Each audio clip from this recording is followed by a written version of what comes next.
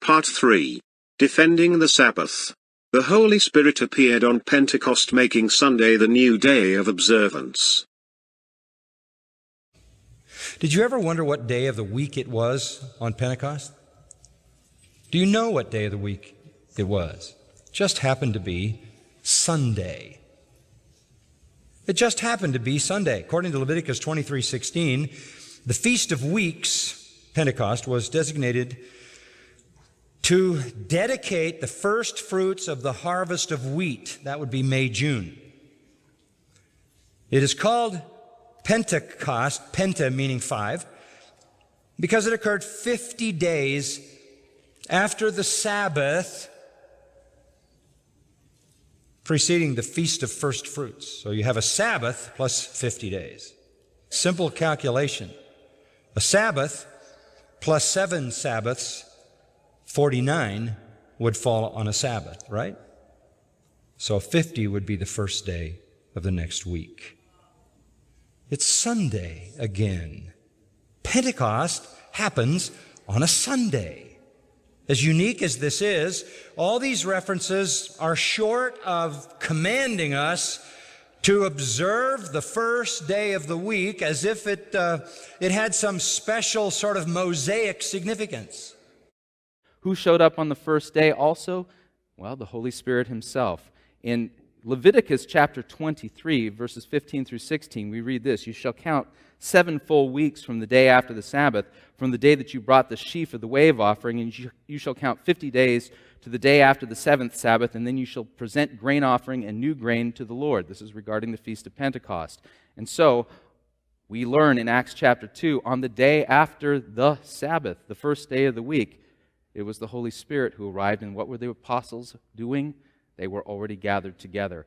In fact, Pentecost, which is the birth of the church, was by definition on a Sunday.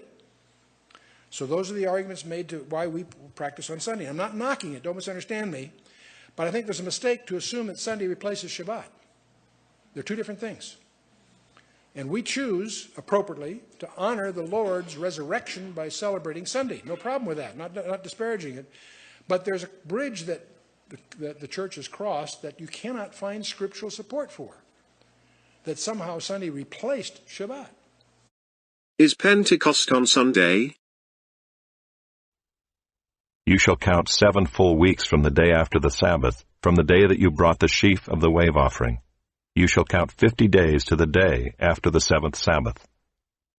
Then you shall present a grain offering of new grain to the Lord. You shall count 7 weeks. Begin to count the 7 weeks from the time the sickle is first put to the standing grain.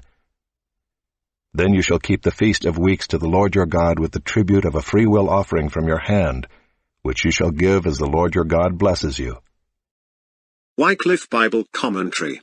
It, set starting point for counting until Pentecost, was the second day of the Feast of Unleavened Bread, the day of the first fruits of the grain harvest. This was the morrow after the Sabbath. For the first day of the unleavened bread was a day of rest. Following this reckoning, the New Testament Pentecost event fell on a Saturday.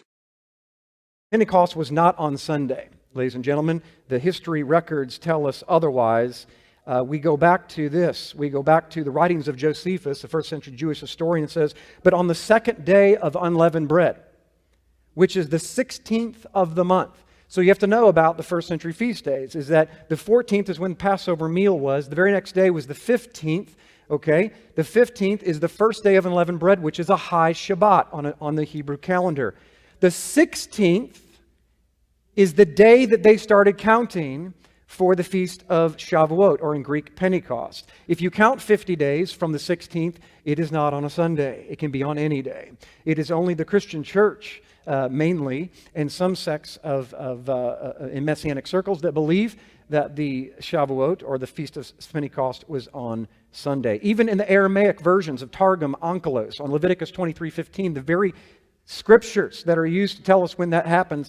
It says, and count to you after the festival day, from the day you brought the omer of the elevation 7 weeks, after the festival day. Which one? Not on Shabbat, it's after the high Shabbat. So the mistake that Christians make, not understanding the culture of the Hebrews, is they believe that's the weekly Sabbath, not understanding that the first day of unleavened bread is a high Sabbath. So, as we can see, there is a good argument for Pentecost not even being on Sunday. This then nullifies the idea that God intended to end Sabbath observance to install Sunday as a holy day. End part 3.